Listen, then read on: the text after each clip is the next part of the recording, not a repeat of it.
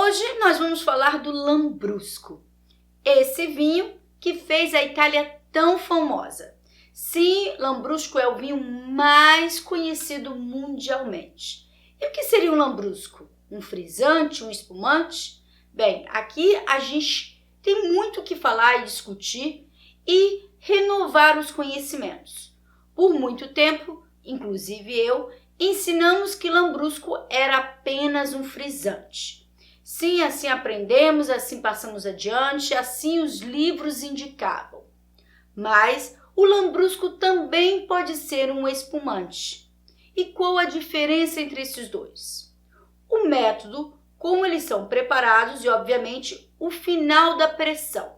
Eu vou colocar aqui do lado direitinho a diferença entre os dois para vocês entenderem.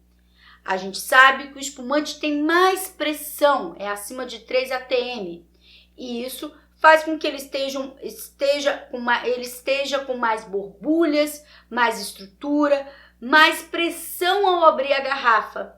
Já o Lambrusco tem menos pressão e, por isso, borbulhas menos persistentes e, obviamente, dependendo do método como foi produzido, elas também podem ser mais grosseiras, menos delicadas e até maiores.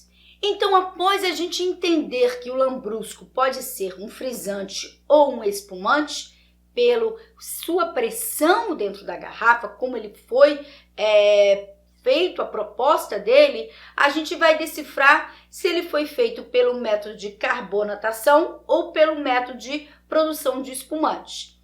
Como eu disse, para ser um espumante, ele está acima de 3 atm e, obviamente, esses são produzidos ou pelo método em tanque ou pela fermentação na garrafa, que é o método tradicional. O Lambrusco pode ser produzido assim. Então, a gente tem um Lambrusco espumante que vai seguir as regras de produção de um espumante e também a pressão atmosférica pelo vinho ali produzido. A gente também tem o Lambrusco frisante. E aí esse não vai ter essa pressão atmosférica tão alta e ele vai ser feito pelo método de carbonatação, que é o método que você faz a injeção do gás carbônico, que é o CO2, o dióxido de carbono. A gente tem a possibilidade de ter o mesmo vinho produzido por métodos diferentes e o resultado é diferente, inclusive a classificação dele. E aí vem a dúvida, por que isso? Porque você tem a tradição, a forma de se fazer regional, você tem a necessidade de ter um produto mais econômico no mercado e você tem a necessidade de fazer um produto de maior qualidade. Tudo quem vai decidir é o produtor. Claro que a gente tem as denominações, DOP, Denominação de Origem Protegida, e a gente tem os Lambruscos IGT, Indicação Geográfica Típica. Eu já vou falar deles, mas antes vamos falar da carbonatação. Então, a carbonatação é uma opção para aquele produtor que quer fazer um vinho mais econômico. Então, para quem trabalha com quantidade, para quem exporta quantidade, para quem quer um vinho fácil, para um aperitivo ali no meio da tarde, como é consumido muito na região, o Lambrusco é produzido em Emília-Romagna, mas a gente vai falar que aí também tem umas mudancinhas. A gente produz um vinho mais fácil, como eu expliquei nos espumantes. Você pode escolher o método em tanque, não porque só é economicamente mais interessante, mas pelo resultado final de você ter um espumante mais leve, mais fresco. Então aqui no Lambrusco também tem essa opção. E o que é a carbonatação? A carbonatação é exatamente a injeção desse gás dentro do vinho. Então, você faz como uma Coca-Cola ou um Guaraná. Você tem o líquido pronto, no caso o vinho, e você injeta esse CO2 ali, ele já pronto. Ele é artificial, ele não é proveniente de uma segunda fermentação daquele vinho. Obviamente que o resultado são borbulhas maiores, borbulhas mais grosseiras, não tão delicadas e com menos persistência. Afinal de contas, é algo externo que entrou no vinho. Mas, em compensação, o resultado é um vinho muito mais econômico e rápido de se produzir. Então a carbonatação é exatamente isso, nada além disso. Agora, se ele opta por fazer no lambrusco método de fermentação como o espumante, ele vai fazer a segunda fermentação desse vinho. E aí sim vai gerar borbulhas naturais provenientes dessa segunda fermentação. Provavelmente feitas em tanques autoclave, que é como se faz a maioria dos lambruscos. Mas é permitido fazer método tradicional. Saibam disso, ok? Então a gente não pode generalizar que todo lambrusco é um produto de baixa qualidade. Não. O lambrusco tem categorias diferenciadas por preço, qualidade e método de produção. Aqui a gente entra então na classificação. A gente vai ter o lambrusco IGT, Indicação Geográfica Típica, Emília-Romana. Eu já expliquei que a IGT, ela generaliza uma região produtora e não um produto. Então, o queijo que é produzido lá, o vinho que é produzido lá, tudo pode ser classificado como IGT. E aí aqui você vai ter o lambrusco branco, rosé e tinto. Prestem atenção. Em muitas literaturas você vai encontrar que só existe lambrusco tinto.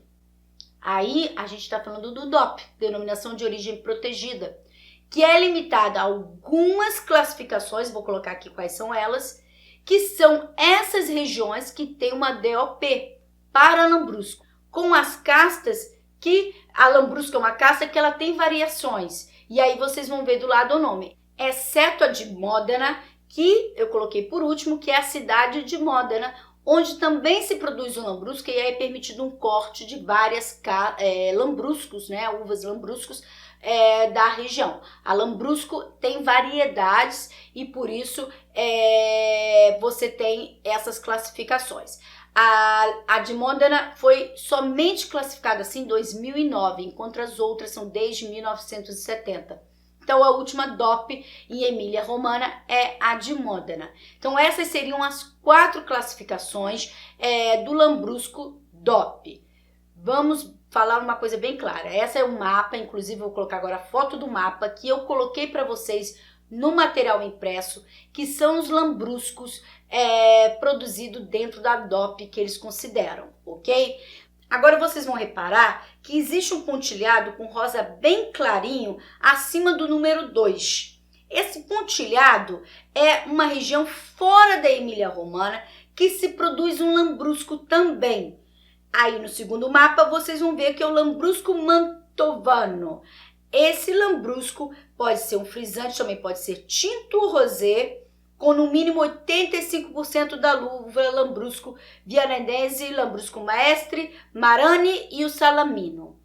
Esse lambrusco, então, está em Lombardia, está fora da Emília-Romana.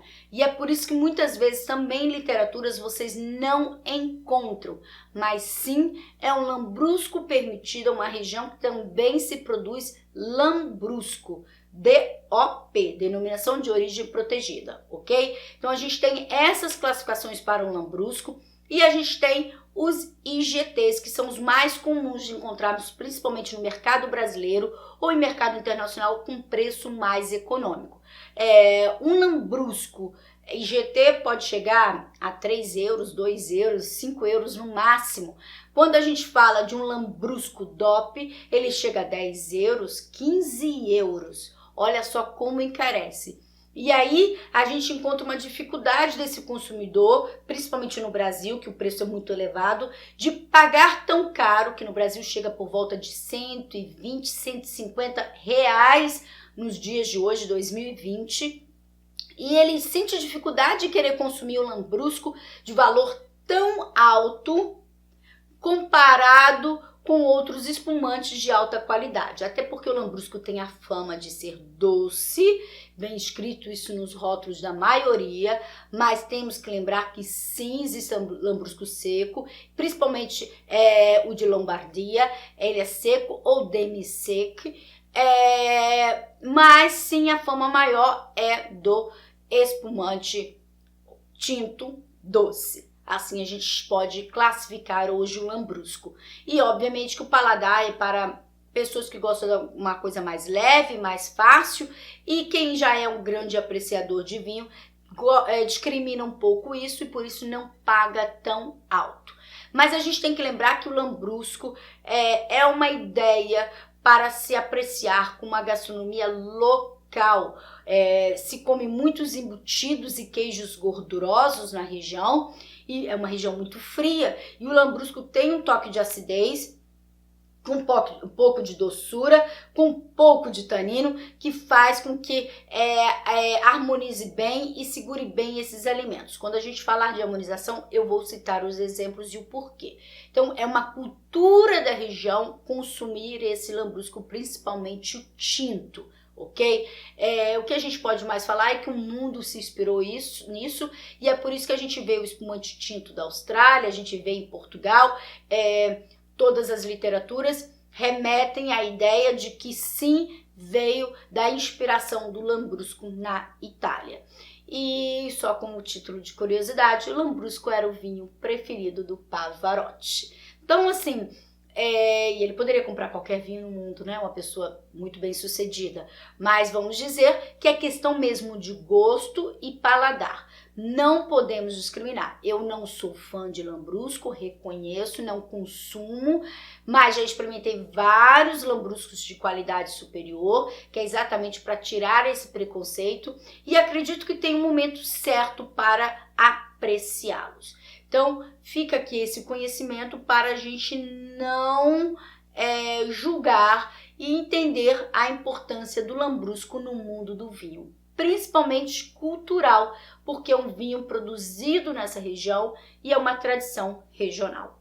Então, eu finalizo esse vídeo explicando que vocês vão encontrar literaturas que não incluem todos os lambruscos, existem mudanças constantes.